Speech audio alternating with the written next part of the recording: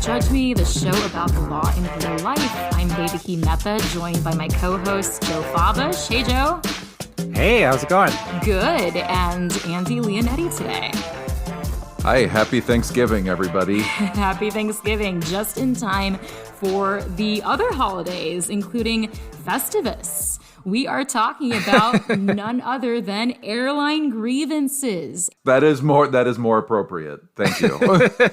Andy, as the resident Seinfeld fangirl, I know you are ready to channel your best 90s SNL Jerry with the airline rants and the airing of grievances. SNL Jerry? What does that just mean, like an impression? SNL Jerry, what's the deal with airline food? When he was hosting. Okay, fair enough. Yeah, I think so. It's been a minute. Regardless, I know all of y'all have been waiting for this one. I certainly have, as a frequent flyer of the country's trashiest airlines. Well, it really does truly unite all Americans. That's true. We can all agree how unpleasant it is to fly. Yeah. Some are worse than others. I am nothing if not a garbage human and a sucker for a bargain. So I'll keep flying the budget airlines, but keep complaining when they pull their shenanigans on me with complete lack of customer service department or a phone number. And my friends will remind me that I asked for this. And it's true. Are we talking Spirit Airlines here? And Frontier. But honestly, all of them will pull things on us, right? Like, again, it's just a relative scale of which ones are worse than others. They got denied in their attempt to merge into the world's crappiest airline. Spirit and Frontier. Spirit and Frontier tried out? Yeah, they did. They attempted, and they were like, "We're gonna join forces and become even worse." What would they call themselves? Bullshit. I guess we have to bleep that out now. But that's exactly what I was thinking too, Andy. Thanks for saying it for me. So the short end of it is that only a few of us can successfully sue an airline. For the rest of us, we can only have an airing of grievances. And that is because of how contract law works. So I guess we're going to go back to first year of law school for a second, where we learned the essentials of contract law. Ready for this, Joe? Yay, offer and acceptance. Oh my gosh. What I didn't know until today was that apparently you're an even bigger Lord of the Rings nerd than Laura, which I didn't think was possible. So I bring this up because my contracts professor in law school was not a JD, but like a classics and Roman law PhD. Shout out to the brilliant Bruce Fryer at Michigan. And one of the contracts that we briefly analyzed on our first day of class was the contract that Thorin and company entered into for employing Bilbo as their burglar. I love it. In retrieving the Arkenstone. I love it. And I bring this up because for all you nerds out there, that was a bad example. They actually did overkill because it was written contract. Bilbo and Thorin signed it. Andy, you're rolling your eyes. I see you. And it was witnessed by Balin. So, way to go, Tolkien. None of this was necessary. Tolkien was such a dork and perfectionist that it does make sense that he would go like overboard with the accuracy. Yeah, you instead of like Tolkien. drawing up just a fake Middle Earth contract law that he can just hand wave away whenever someone asks too detailed of a question. Maybe you do need all these components in Middle Earth, but in the U.S., literally, all they had to do was Thorin be like, "Yo, Baggins, be my burglar. I'll give you 1/14 of the profits." And Bilbo will be like, "Word." That's all it takes in the U.S. You don't need any of these components. You don't. Doesn't have to be written. Doesn't have to be signed. Definitely doesn't have to be witnessed under U.S. law. So, what do you need for a contract, Joe? You alluded to it earlier. Some of the components. Well, offer and acceptance, and then I will say that there are some not good things with Bilbo's contract, which we can get in. I don't know though, but this might lose all of our audience, so we don't have to get into it. But I could just say that we'll definitely lose Andy. Yeah, but not my mother. mother is a Middle Earth resident. All right. Resident. Yeah. So, Joe, you mentioned 2 out of the 3 necessary components being offer and acceptance. Those are both relatively straightforward, like keeping in mind that there has to be what's sometimes called a meeting of the minds, which basically is just emphasizing that what is offered has to be what is accepted. So if someone had a misunderstanding about what is offered or didn't hear right, or if you're trying to trick someone by misrepresenting yourself, or if you're trying to get them drunk so that they're more amenable to signing your offer, basically taking advantage of them by means that are deemed unfair play, then there isn't a meeting of the minds. So in other words, the acceptance has to mirror the offer. Otherwise, it's not an acceptance, but actually just a counteroffer. And the original offer is considered rejected. So that has to happen, and the acceptance has to be unambiguous. But it doesn't have to be expressed through like a signing, as I alluded to earlier. And remember, contracts don't have to be written agreements at all, let alone signed. The offer and acceptance can both be verbal, or the acceptance can be made via what's called performance. In other words, you can just do the thing that they asked of you. So if the offer is something like $1,000 for lost kitten, and you don't do anything, like you don't say anything, but you just go find the kitten and deliver it to the person without signing anything or anything, like that's considered sufficient for offer and acceptance, and that's enough to hold the person who put out the kitten ad accountable. They're bound by contract at that point. Now, a third component that is required of contracts apart from offer and acceptance is, and something that folks might be less familiar with, is what it's called consideration in contract law. So you need consideration to constitute a legally binding offer. And consideration is something of value that's promised in exchange for something else. So this could take the form of money, like the $1,000 in return for lost kitten, but it can also take the form of goods in exchange, a service, a return effort, or a promise to do something or not do something. It can take whatever form, but you need this thing of value called consideration in order for it to be a contract and not just a gift. A gift is just a transfer of property or services or money from one person to another without something promised in return. And thus, if you fail to follow through on a gift, well, tough, because you can't enforce gifts because they're not contracts, because there's no consideration. And why am I bringing all this up? Well, it's because in the context of an airline suit, whether or not you can successfully sue an airline is often going to turn on whether or not you can find them legally in breach of contract, which is harder to do than you might think. A lot of fine print. Right? And one of the most common reasons you would want to sue an airline for like cancellations or delays are often like impossible because they don't constitute a breach of contract. You want to get into some of that now, Andy? Yeah. So the things that a lot of people think are some sort of like breach of contract, they aren't. Like a cancellation because of almost any reason. Airlines are allowed to cancel, and this is irrespective of things like weather or a bomb going off at an airport or something like that forces an airline to not be able to fly. They have broad leeway to cancel and heavily delay, adjust schedules, that kind of stuff. There are limits on what they have to do in terms of like compensating you for it, but if an airline cancels your flight and they comply with their legal requirements to provide either give you a refund if you do not intend to fly again, and that's not good enough for you, well, sorry. They also aren't required to rebook you. They aren't required to endorse your ticket to another airline.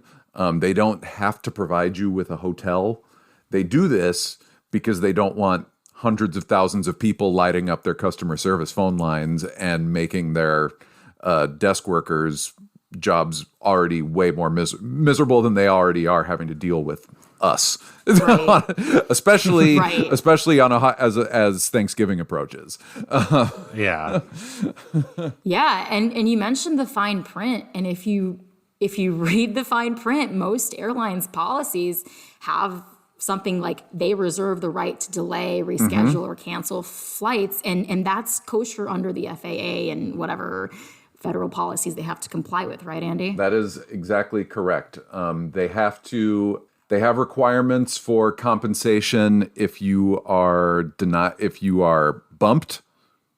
boarding because you're bumped, because we all know, especially this time of year with holiday travel approaching, airlines want full flights, so they will overbook. They will overbook flights, and they can bump people depending on certain non-discriminatory criteria. If they bump you, they are required to give you compensation for it. So if they don't give that's federal regulations, not in the ticket contract. But they can bump you. So sorry. And the requirements for like lodging you or, getting you rebooked on another airline, are they accountable for any of these things necessarily under law? No, they do not have to put you in a hotel. They put you in a hotel.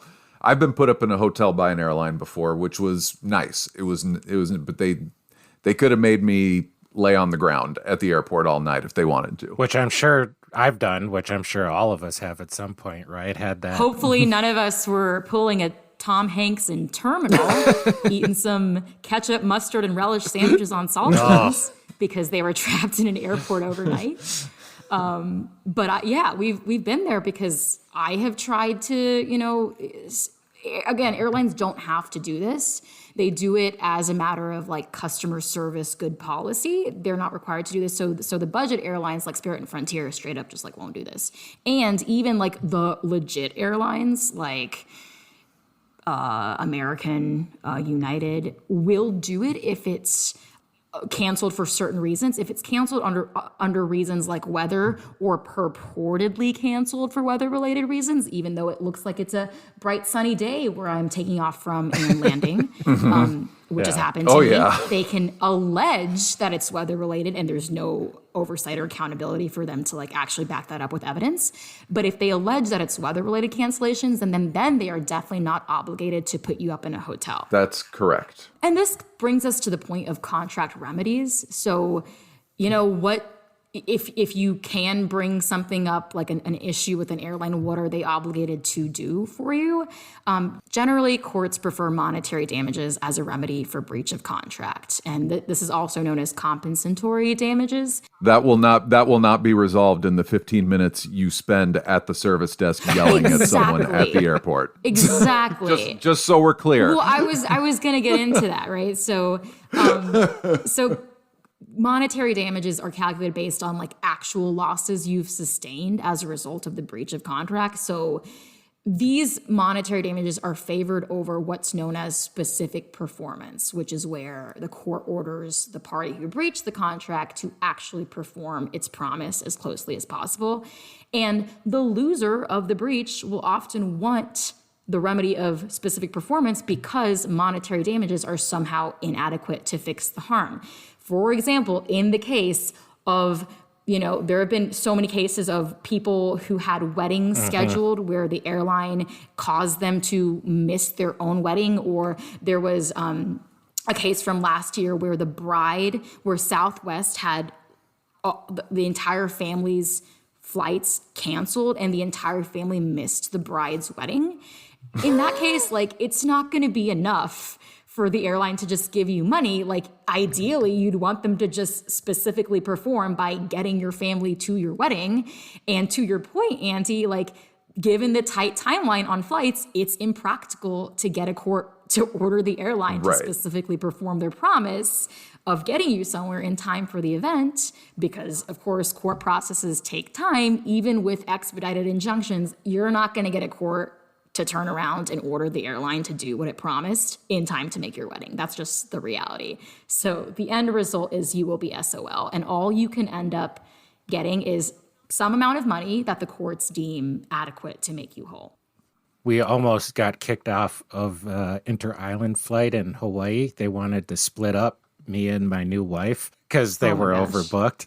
And so, yeah, I didn't yell and scream, but I was like literally begging. I'm like, no, this is our honeymoon. Like, don't split us up, please. And eventually one of the passengers saved us. But yeah, the airline was under no obligation. They probably would have just bumped both of you instead. Well, I mean, we wouldn't obviously. Like, I wasn't be like, okay, see you later, honey. I'm gonna go to, but I mean, we would have gone together. But yeah, they actually was. They were originally like, well, why don't you just take the later flight? And I was like, nah, I don't think so. But anyway, I just wanted to throw in the personal anecdote there. No, totally. And weirdly enough, the U.S. Department of Transportation actually explicitly says that overbooking and bumping is not an illegal practice. Airlines purposely, as part of their business model, they not only do, but are legally allowed to overbook flights to a certain extent in order to compensate for no-shows. Yeah, they lose money on no-shows. They lose money on no-shows, but like it's a crazy model because airlines technically undercharge all of coach class. They're losing money on anyone who books an economy flight ticket. So the whole industry, the whole business model is so effed up. Well, the thing is, like, people like you and I, like plebes like me, would literally not be able to afford to fly if they didn't overbook us. Yeah. So in a way, it allows for us to be able to afford flights, but then sometimes when they miscalculate, when they mispredict, people end up getting bumped. It's legal practice. Airlines are supposed to, like, before actually bumping someone, they're supposed to ask passengers if they're willing to give up their seat voluntarily in exchange for some amount of compensation. But sometimes no one gives up their seats, or not enough people do, and then the bumping is allowed. Yeah. There was a Delta flight where it was an hour flight, an hour-long flight, and they had to get all the way up to $10,000 cash offers for eight passengers. Yeah, I don't know at what point they have to stop offering a certain amount of money. I'm sure there's a cutoff, right? That's what I always put in when I'm buying a ticket and I get the email that's like, your flight's overbooked, and they want you to like put in your bid. Basically, I always put in something high just in case. Because I'm not going to volunteer to get bumped for like a couple $100, but I put in like $5,000. I'm like, sure, if it gets that high. Good luck. Has it ever worked? Yeah, I know it's rare. It's hard to find breach of contract. It's hard. You can't really do it for most delays or cancellations because, again, it's just in the fine print that you probably didn't read. But I just want to make a point that just because something is in the fine print doesn't make it legal or enforceable. Like, there are a number of reasons where even if something is in the written or verbal text of a contract, it's still not going to be enforceable. One of those reasons is what's called unconscionability, where it's a provision of a contract that's so shockingly unfair that the contract can't be allowed to stand as is. But the phrase is as dire as it sounds. And so a cancellation or delay, even one that leaves you stranded overnight like Tom Hanks, or even if it causes you to miss a wedding that you are literally in, those sound extreme to you, but they are not usually enough for it to be deemed shockingly unfair for a contract remedy. And another cases in which a contract won't be enforced is if it's deemed to be legally impossible or impracticable. But again, this isn't what it sounds like. It sounds like, for example, overbooking seats on an airline would qualify because it's literally impossible to have two passengers in the same seat, but that's not what impossibility means in the contract world. So rather, impossibilities could be like maybe it's too difficult or too expensive. So an example is if like a Taiwanese company contracts to sell a ton of boba to a bubble tea company in SF, but then COVID makes their whole production facility shut down, then they can get out of their obligation to provide boba to the tea shop because of impossibility.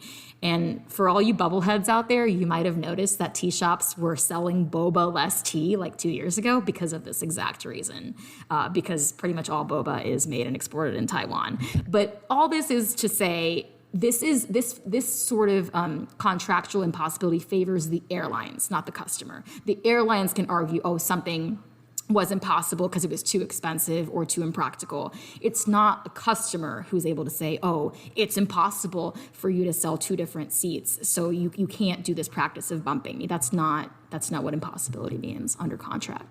Yeah, it's geared toward the company that is providing the good or the service and saying, look, we just can't do it. We would do it if we could, but This just all seems very doom and gloom for the flyer point of view, the customer point of view. Because it is. It is. So like you might ask, like, in what situations can you successfully sue an airline for breach of contract or otherwise? Spoiler, it's often going to be a class action. If you're on your own, you're probably SOL. Sorry, guys. One great example just made national news last month, the American Airlines lawsuit.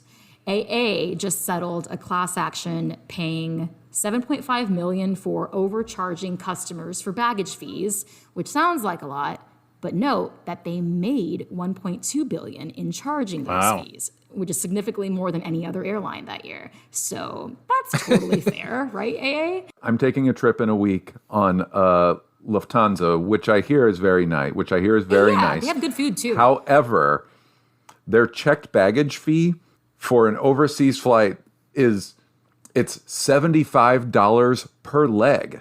And so this trip, I have a layover each way, going there and coming back. It would be $150 each way to check a bag. Wow. Oh, for Portugal, right? Yeah. Luckily, you don't need a lot of winter gear. No, I saw that number and my eyes started literally almost watering at how obnoxious that is. Oh, yeah, their airline food is good, but not that good. Not $150. You are nothing to an airline but a sack of potatoes with like a dollar sign on it. Again, they're losing money on coach class, so that's where they get you. That's where they get you the baggage fees.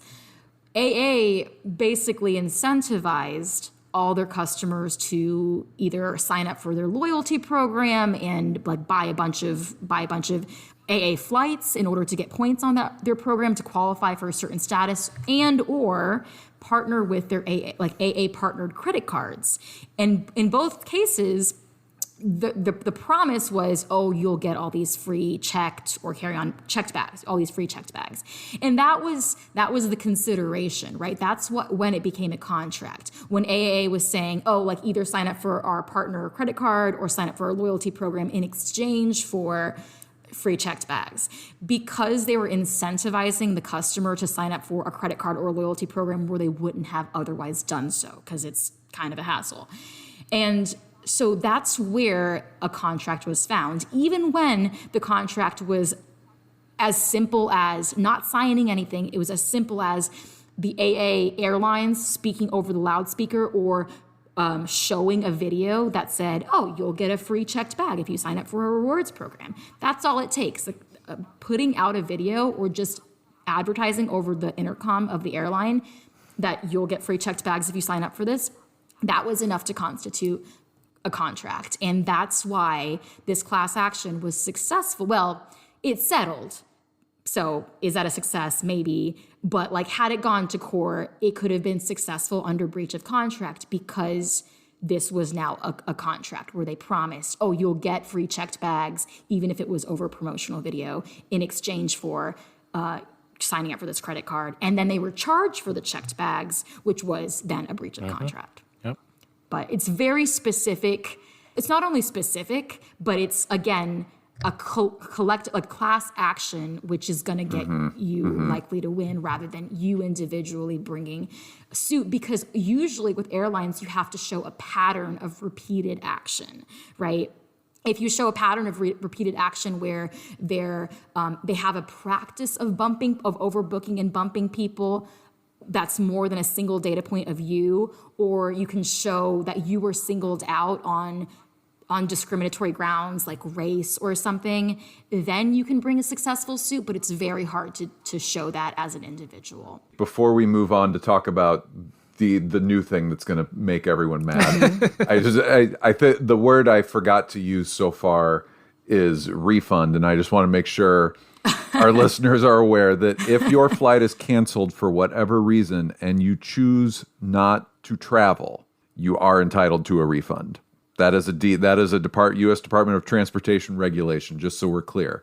On the DOT website, they also say that you're entitled to a refund if the airline made a significant schedule change or significantly delays a flight and you choose not to travel. However, DOT then notes that it has not defined what constitutes a significant delay. Very convenient, DOT. DOT determines whether you are entitled to a refund following a significant delay on a case-by-case basis. That means if your flight is significantly delayed, you should still just travel. Yeah, because you're definitely risking it otherwise. Especially if you're going to miss your connection. Because if you book separate flights, not through the same airline, and there's a connection through separate airlines, then that airline is not entitled, the original airline who canceled you is not entitled to get you to your final destination unless you had booked it through the same airline. Yeah, this is why I never SOL. book. Yeah. It's just a bad idea to book connections through different airlines because then you're really stranded. And, we haven't really talked about losing bags or anything, but then you've also got the issues with switching your bag over in planes and that side of things. So, yeah, but that's also not a reason to sue. If the airline loses your bag, I don't think you really have any recourse there either. You're entitled to a refund if you paid a baggage fee and your baggage has been declared lost by the airline. You may have but that depends on an airline's policy of when your bag is declared officially lost versus we're still tracking it. It's just in Kuala Lumpur when you're in Dallas. And you were supposed to, and you were only going to St. Louis. It's if they unreasonably refuse to consider a bag lost, then it could be then DOT could take enforcement action. But again, that's going to be a pain in the butt. And it's a different matter if you want to recover what was actually lost in the bag. So that a lot of that runs on, especially internationally, a lot of that runs on the airline's own internal policy of what we do to compensate for lost valuables in the baggage. Yeah. And they do that because, again, they don't want hundreds of thousands of people lighting them up. They do that as their own internal policy to appease customers. Or if your bags are delayed, lagging a couple of days behind and you have no clothes to wear, they will often reimburse you for buying the necessaries and essentials that you have to then file a receipt reimbursement for. I've done this. But again, they're not entitled to under the law because, once again, the Federal Aviation Act lets airlines get away with anything. And speaking of which, Joe, do you want to tell us the most recent development? Here we go. Speaking of government agencies being vague and delaying things. A couple years ago now, Congress directed the FAA, the Federal Aviation Administration, to look at seat size. And I've been flying for a long time, and it's always seemed to me like airline seats were getting smaller.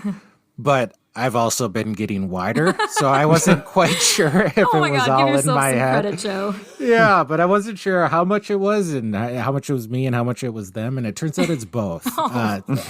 Airline seat size have been getting smaller by actually a significant amount. Quite a bit. And not just the budget ones, huh? Yeah. I mean, of course it is. Our favorite target is Spirit Airlines on this show. And I just took a flight on Spirit and it was no hard. Reclining. Yeah, no, it was not a pleasant flight, but it's probably a cheap one. Yeah. The seats are getting smaller. They're going from it was 22 inches in width to something under 20, 19 inches or something, which is smaller than the average size of the typical American passenger. And this is not a criticism of Americans' weights or anything like that. It's a very small seat. And it's not just that it's unpleasant, is it dangerous? Because getting out of a too narrow of a seat can be hard. And if you're elderly, if you're disabled, it can be more than just an inconvenience. It can actually be dangerous. Or, if you don't have enough room to... Or in an evacuation or something. something. In an evacuation. Or if, maybe you have high blood pressure or diabetes or something, and if you can't move your legs, if you have literally no room to move your legs, it can actually be a danger for like blood clots and things like that. So the FAA was supposed to look at this sometime. I think they were directed in 2018. You mean Spirit's advice to people to just everybody should just wear compression socks? That's not enough. That's not good enough. I'm just kidding. Don't sue us. They didn't say that. You don't need your seats to recline. Just get a neck pillow, y'all. It's available in the Sky Mall catalog for the low price of $30 a pop. Yeah. If Spirit just started selling compression socks for like $15 and we're like, yeah, you're going to need this or you're in trouble. So yeah, the FAA was supposed to take a look at this several years ago. They just got around to it last year. And so they did do one study that said that there was no danger, and so they kept getting smaller seat sizes. But the study was a little bit flawed, according to many advocates who are saying seats are getting too small and too dangerous, and they didn't test it with people like who were over a certain age or who had certain disabilities. They just basically looked at whether adult, healthy people could get out in a reasonable time in an emergency. And so the FAA is taking another look, and they actually opened their regulations for public comment. That just ended on November 1st. But several senators have written to the airlines. Several senators asked the public to comment on this because pretty easy political win if you're going to go after the airlines. As you said, it unites us all. Mm-hmm. So yeah, the FAA is still looking into this, but as it stands currently, there is no regulation for how wide seat sizes need to be. And so that's why we're getting more and more crammed into these smaller airlines. But that may change. We'll see. You know, when you open up a rule to public comment like the FAA is, they'll take a look at it. We're still a ways away from any kind of finalized rule. As you can imagine, the overwhelming number of comments were like, yeah, we need wider seat sizes. That was going to happen. Yeah, this sucks. Yeah. Hey. Yeah. The FAA knows what people want, but it's just a matter of whether they can, you know, Vedi, like you said, airlines do run tight margins, and they need all the money that they can get to keep operating. So the FAA is going to take that into account. I don't know that they could get much smaller than they are now, the seat sizes. Oh, Lord, no. And I'm skinny. Yeah, I don't know if they're going to get any bigger, but I have a hard time believing that they'll get smaller. So that's good. And, you know, I've been reading about sort of like op-ed blogs for, you know, people who are maybe plus size and their experience with the airline industry, and in light of the small seat sizes. There's not like a unifying policy. Some airlines have like a customer of size policy is what it's called, where you can either buy two plane seats next to each other and one will be free. But other airlines, you know, require you to bring in paperwork because they've classified obesity as a disability, and there's like a whole process that you have to undergo involving like getting a doctor's note and approval, which can be dehumanizing before you fly, and you have to, you know, show that to the airline before you can get this sort of accommodation. And some airlines, you know, there is no policy in place, and so it becomes like a difficult. It's already difficult to navigate, and now with the airline seat sizes getting smaller and smaller, it's only gonna be an increasing difficulty for more people. Yeah, so I've got my fingers crossed that hopefully they'll make a reasonable regulation for airline seat size. But as of now, airlines are free to try to pack us in as best they can, and we just kind of have to live with it and go by their rules, and maybe buy that extra seat next to us if that's part of it. But yeah.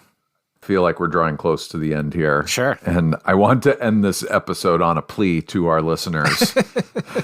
Oh, boy. I think that the general, like, as you're getting mad listening to all this stuff that airlines can do, I just want to remind you that you can do nothing when you're on the plane, no matter how mad you are. you will pay a heavy price if you act a fool.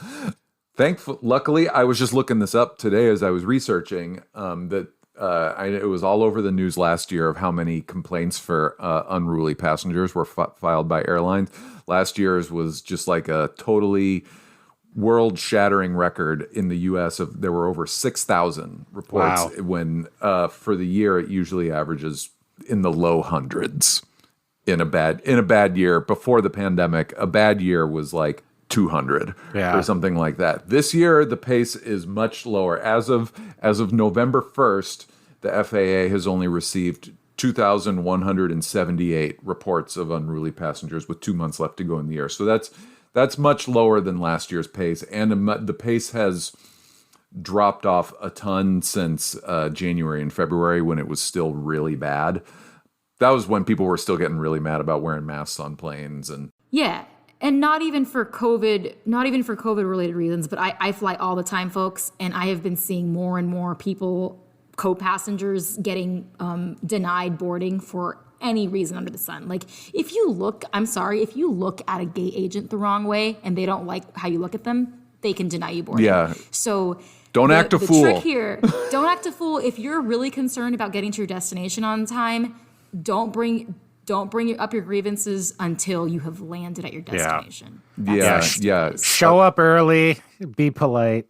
Yeah. Yeah, and mitigate it afterwards. Yeah, you could spend the night. You could be flying from New York to San Francisco and end up spending the night in a jail in Tulsa or something. If you're playing of a jail, which is an airline terminal.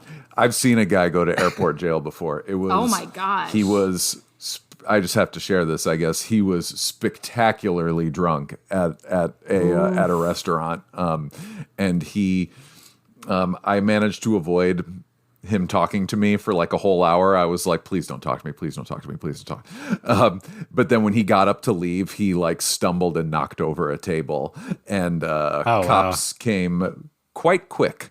And put him in like TSA jail. Yeah, exactly. Wow. I've never even seen this. Another reminder too is that gun intercepts at security are skyrocketing with the amount of like first-time gun buyers in the last few years has gone up by a lot. So has the amount of a lot of people who do not know what they're supposed to do. You cannot take a gun through security, unloaded or loaded. You cannot take a gun through security. Check that bag. You can check it at baggage, unloaded, and declare. And you must declare it. You must tell the airline that there's a gun in your bag. But under no circumstances can you take a gun through security. TSA is required to call local law enforcement on you if you do. But don't be a fool. Mm-hmm. Don't be a turkey this time of year. Get to where you're going safely and file your complaints afterwards so you don't miss Thanksgiving dinner. Yep. And that's all we have for today. Thank you so much for joining us on this episode of FindLaw's Don't Judge Me. Please subscribe to, rate, and review our show wherever you listen to podcasts. Check the show notes for related content. And if you'd like to contact us, send us an email at FindLawPodcasts@ThompsonReuters.com.